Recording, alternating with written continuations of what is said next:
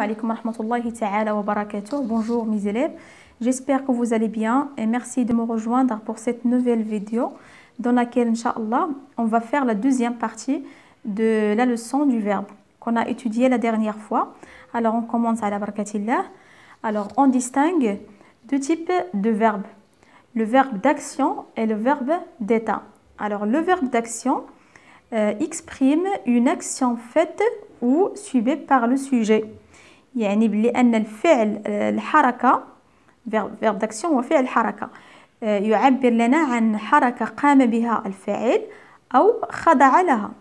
verbe d'état فعل الحالة exprime un état du sujet يعبر لنا عن حالة الفاعل. إذا يعبر عن حالة الفاعل. Alors pour savoir si le verbe conjugué dans une phrase est un verbe d'action ou d'état, on pose la question. لمعرفة إذا كان verbe في جملة verbe d'état أو verbe d'action نطرح السؤال التالي. Pour le verbe d'action, on pose la question que fait le sujet.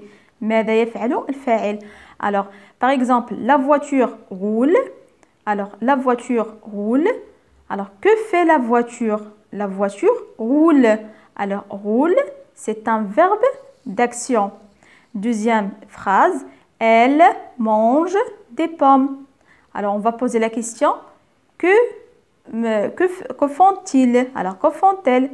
Elles mangent des pommes. Alors c'est le verbe manger ici, c'est un verbe d'action aussi. Alors mais pour le verbe d'état, on pose la question comment. Comment elle est le sujet. Alors par exemple, Karim est malade.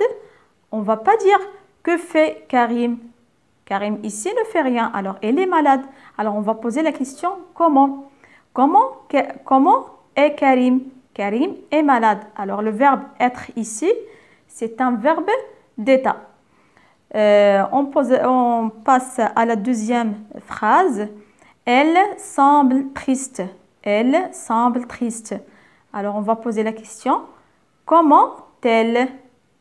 Elle semble triste. Alors le verbe semble, verbe sembler, c'est un verbe d'état. Alors on va donner maintenant quelques exemples des verbes d'action. Alors il y en a plusieurs verbes d'action. توجد هناك مجموعة من les verbes الأفعال d'action. تسمى des verbes d'action. Par exemple, courir, nager, marcher, voler, lire, écrire, parler, sortir, prendre, etc. Mais les verbes d'état sont 8 verbes essentiels. Verbes essentiels d'état.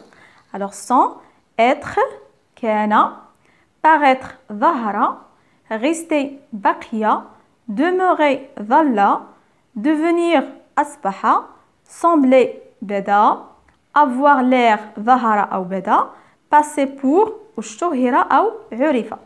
Faites attention ici par exemple le verbe avoir l'air ou bien passer et passer pour, il faut conjuguer verbe avoir et passer.